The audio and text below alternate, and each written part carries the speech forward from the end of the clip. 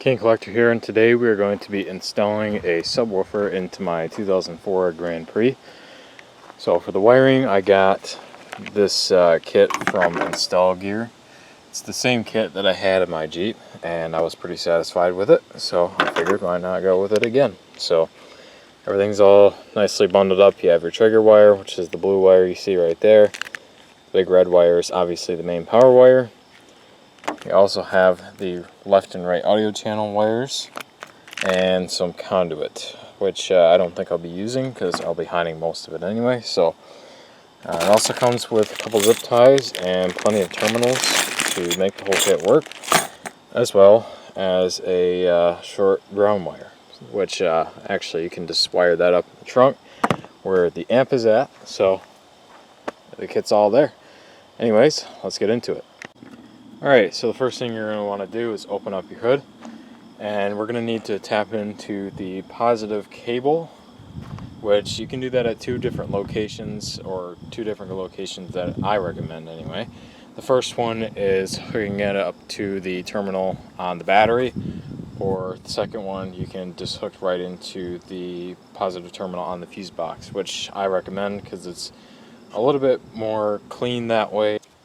This kit was about $30 on Amazon. It comes with 4-gauge mains wire, which that can run a lot of, you can pump a lot of power through this. So I definitely recommend, even if you have a small, like, I don't know, 600 watt amp, I recommend going with this stuff, because if you ever want to upgrade in the future, you don't need to mess with wiring again. So I've run almost 2,000 watts through this wire, and it does it just fine. So anyways, let's get this party started by getting a terminal on this end and getting it hooked up right there.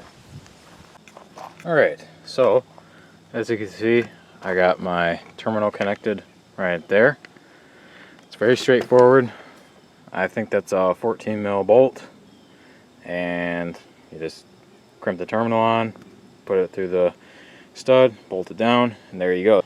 Now we need to get our inline fuse, which that is also part of the kit. This guy right here. This is a 100 amp fuse, if I'm not mistaken. Yep, 100 amps, which is plenty for my system. So we got 2 more ring terminals that will be used for that. So it's as easy as just figuring out where you want to have your inline fuse, which mine is going to be right about here. It's a good spot right there. Alright, as you can see, I got my inline fuse hooked up. Our wire just runs around like so, and it's going to run this way.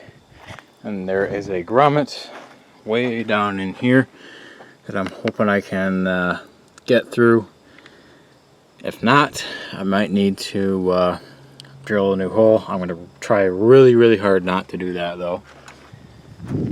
The cleaner, the better. Alright, so the best grommet I found to punch through was the grommet literally right in that corner down there. It's like right underneath the brake booster. It's pretty difficult to do, but I did get it eventually.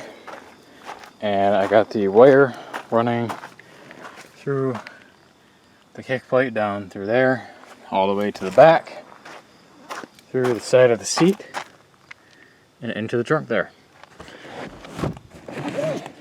It seems to be a little bit simpler than my Jeep was, which is nice. These guys just kind of pop off. They got clips instead of screws. So yeah, so far so good. With the hood shut, you can't even tell it's there. It's a lot better than running the wire up through this way, because some people will see that and they will take what is not theirs. So, out of sight, out of mind. Anyways, now it's time to get the left and right channel wires in. Those are going to go through this side, as well as the remote turn-on wire. Alright, so now that I got my radio pulled out, one more thing. I'm sure you probably already know this, but you really can't install an amp with a factory radio very easily anyway, because usually factory radios don't have these RCA hookups on the back of them. So just keep that in mind. If you're getting ready to do something like this, you do need some kind of aftermarket radio with an RCA jack in the back of it. So anyways, now we're going to hook up the remote wire. Now on my Kenwood radio, this is labeled antenna control, but in the manual it says you can use it as an amp trigger wire as well. So I'm just going to use some small bullet connectors. I recommend soldering them together, but I don't feel like getting my iron out, so I'm just going to crimp these together. That way, if I ever remove the system for some reason, I can just disconnect it through here and I don't need to worry about it. Alright, so I got the remote wire hooked up, and I have the RCA cables hooked up to the set that is labeled SW on my radio. The other two are for auxiliary front and rear speakers. So now we just put this thing back in. I got the wires pulled through to that, and then they're going to go around and down, under, and to the back. Alright, so I ran out of daylight.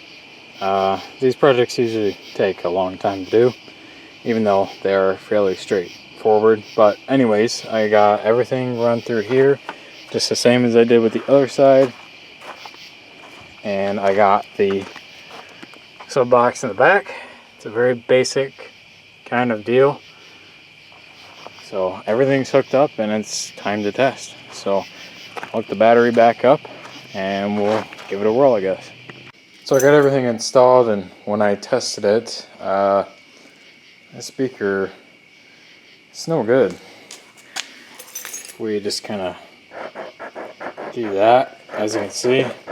Yeah, it's not supposed to do that, and it sounds atrocious when it's actually running. So I had the other one. The system on my Jeep had 2 speakers, so I just got the other speaker, put it in there, and it works just fine, as you'll see right now. Alright, so as you can see, the radio is playing some copyright-free music, because if I don't do that, you know what happens. And let's open the trunk and make sure our amp is working. It's not blasting loud because it's 10 o'clock and there's people trying to sleep in the house, so. But yeah, you can tell.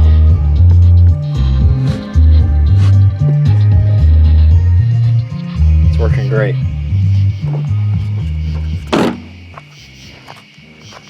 Sounds pretty good. I got everything tuned up and sounding as it should, and it's a good sounding audio system. So I think that's going to be it.